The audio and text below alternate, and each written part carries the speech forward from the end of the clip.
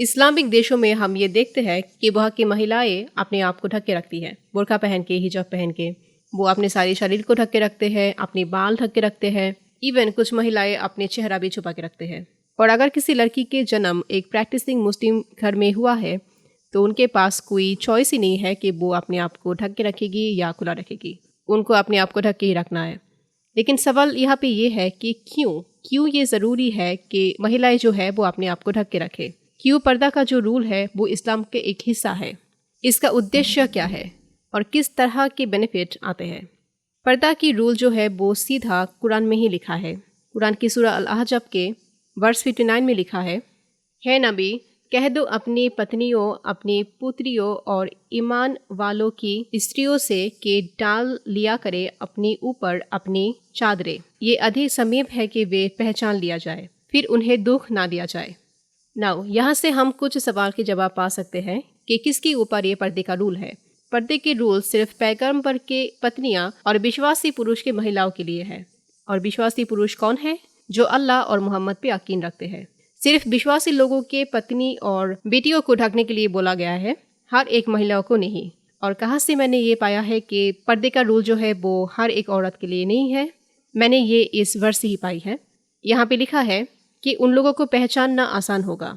तो अगर सारी औरतें अपने आप को ढक ले तो विश्वासी लोगों के पत्नियों को अलग से कैसे पहचाना जाएगा? तो ये पर्दे का रूल जो है वो हर एक औरत के लिए नहीं है, बल्कि सिर्फ विश्वासी लोगों के महिलाओं के लिए है। और उनको क्यों ढकना चाहिए? क्योंकि उनको सताया नहीं जाएगा। तो समरी ये है कि विश्वासी लोगों की पत्नियां अपने आप को ढक के रखें ताकि उनको पहचाना जाए और उनको सताया ना जाए। ये कुरान में लिखा है। नाउ यह सवाल है कि सताया कौन रहा था और क्यों विश्वासी लोगों की महिलाओं को अलग से पहचानना ज़रूरी था?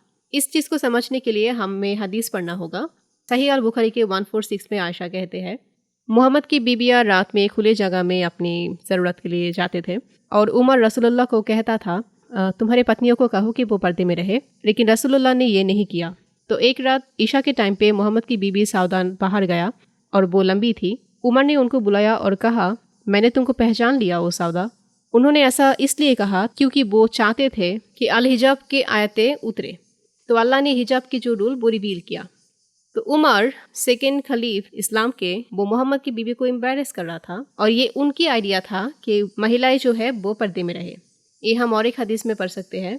आयशा ने कहा, सौदा एक रात बाहर गया जब हिजाब की जो रूल है वो ऑलरेडी आ चुका था।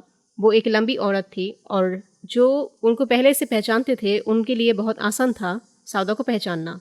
उमर उन्हें देखा और कहा कि ओ सौदा, तुम अपने आप को छुपा नहीं सकती, तो ऐसे एक रास्ता अपनाओ अपने आप को ढकने के लिए ताकि तुम्हें पहचाना ना जाए। सौदा रसूलुल्लाह के पास आया जब वो मेरे घर में खाना खा रहा था। वो आके कही, ओ रसूलुल्लाह, मैं बाहर गई थी और उमर ने मुझे ये कहा। फिर रसूलुल्लाह ने उन्हें जवाब दिया कि तुम औरतें अपनी ज़रूरत मिटाने के लिए बाहर जा सकते हो। सही अल बुखारी 4795।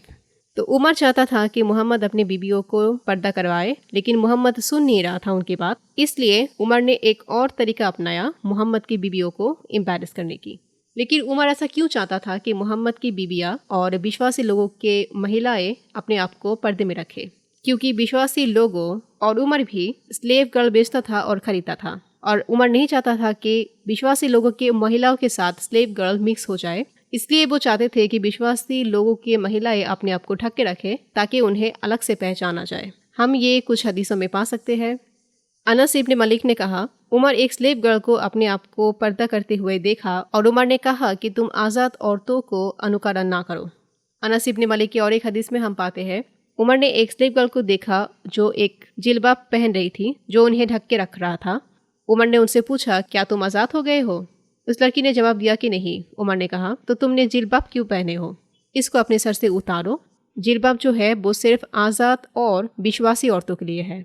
वो लड़की अपने जिल्बाब को हटाना नहीं चाहती थी, इसलिए उमर ने उसके पास आके उन्हें कोड़ा मारा जब तक कि वो लड़की अपने सर से अपनी जिल्बाब उतार न दे। अनस इब्न मलिक ने कहा, उमर के स्लेव गर्ल के अपने बाल और छाती खुला रहता था। और एक हदीस में अनस ने कहा, उमर एक दिन एक स्लेव गर्ल को देखा जो एक स्कार्फ पहन रही थी। उमर आके उसको मारा और कहा, आज़ाद महिलाओं के अनुकरण ना करो।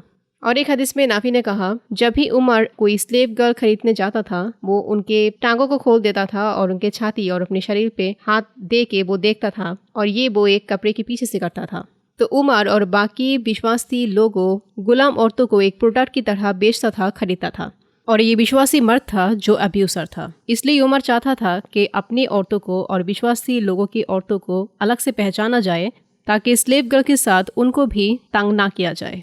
इसलिए वो चाहता था कि मोहम्मद एक रिवोल्यूशन लाए पर्दे के बारे में, और अल्लाह ने भेज भी दिया पर्दा करने का रूल कुरान में। अल्लाह ने मान लिया उमर की बात। ये हम एक हदीस में पढ़ते हैं, उमर ने कहा, मैंने रसूलुल्लाह को कहा, अच्छे और बुरे इंसान आपसे मिलते हैं, इसलिए मैं ये सजेस्ट करता हूँ कि आप विश्वासी के माँ अर्थात रसूलुल्लाह की बीवियों को रसूलुल्लाह पर्दा कराए। इसके बाद अल्लाह ने अल हिजाब के जो वर्स है वो रिवील किया। सही अल बुखारी 4790। हमें थोड़ा सा और भी जानकारी ज़रूर रखना चाहिए ऐसी एक ग्रेट पर्सन के बारे में जिसकी बात अल्लाह ने सुन लिया था।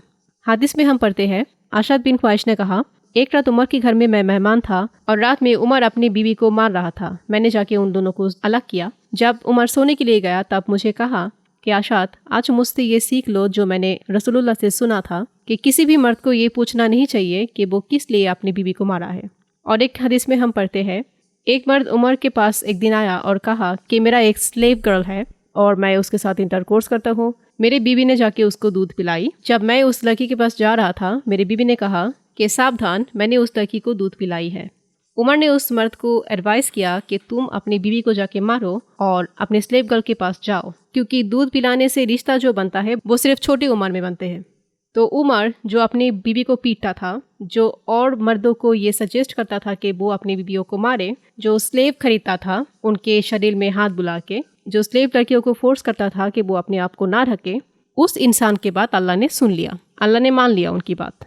और इस मर्द के वजह से जो विश्वासी के महिलाओं में और स्लेव गर्ल में एक डिफरेंस क्रिएट करना चाहता था, ताकि जो मर्द पावर में है, विश्वासी मर्द खुल के स्लेव गर्ल को अब्यूज़ कर सके, उनकी नेकेड बॉडी को एंजॉय कर सके।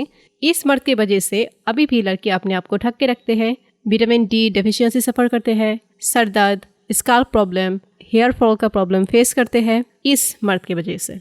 पर्दे का रूल जो है वो किसी के सम्मान को बढ़ाने के लिए नहीं आया था, बल्कि औरतों में दो कैटेगरी क्रिएट करने के लिए आया था, एक स्लेव और एक विश्वासी मर्दों के महिलाएं। और ये महिलाओं के चॉइस भी नहीं था कि वो अपने आप को ढक के रखेगी या खुल के रखेगी। अगर वो मुस्लिम औरत भी है तो भी ये उनके हाथ में नहीं है कि वो अपने आप को ढक के रखेगी या नहीं ढक के रखेगी, क्योंकि अगर वो स्लेव है, फ्री नहीं है, तो वो अपने आप को ढक नहीं सकती। तो कौन सी लड़की अपने आप को ढक के रखेगी, कौन अपने आप को खुल के रखेगी, ये उमर का डिसीजन था, उमर का चॉइस था, और अल्लाह ने उनकी बात को मान लिया। और अल्लाह जिसको खुदा माना जाता है वो इस बात को मान लिया। ये एक इतना बड़ा धोखा है कि दुनिया के लोगों को पता भी नहीं है कि पर्दे का जो रूल है वो किस लिए आया था। और ये शर्म की बात है कि महिलाएं प्राउड फील करते हैं अपने आप को ढक के कि उनके मर्यादा किसी भी हद से बढ़ चुका है।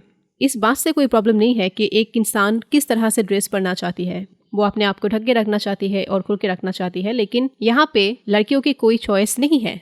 और तो और जब इस पर्दे का पर्पस ये है कि अपने आप को किसी और से बड़ा समझना, किसी और के बारे में जजमेंटल होना, तो डेफिनेटली ये एक आइडियल सोशल सिनेरियो नहीं है। हम इंसान प्रकृति की एक हिस्सा है, और ये भी जानना ज़रूरी है कि हमारे एग्जिस्टेंस वो सिर्फ और सिर्फ हमारा जिस्म नहीं है, हम एक सेक्सुअल ऑब्जेक्ट नहीं है। और ये शर्म की बात है अगर हमें ये सोचकर डरना पड़े कि हमारी ही फेलो ह्यूमन के पास हम सेफ नहीं है, हम सिर्फ एक सेक्सुअल ऑब्जेक्ट है। अगर किसी जगह पे हमें इम्प्रूव करना है तो डेफिनेटली इंडिविजुअली हमें इम्प्रूव करना चाहिए, लेकिन क्या ये कोई समाधान है कि हम अपने आप को सिर्फ और सिर्फ एक सेक्सुअल ऑब्जेक्ट समझें और इस बात को ही हमेशा ध्यान में रखें कि हमें अगर कोई देख ले तो वो सेक्सुअली अराउज्ड हो जाएगा, तो इसलिए हमें हमेशा अपने आप को ढक के रखना है।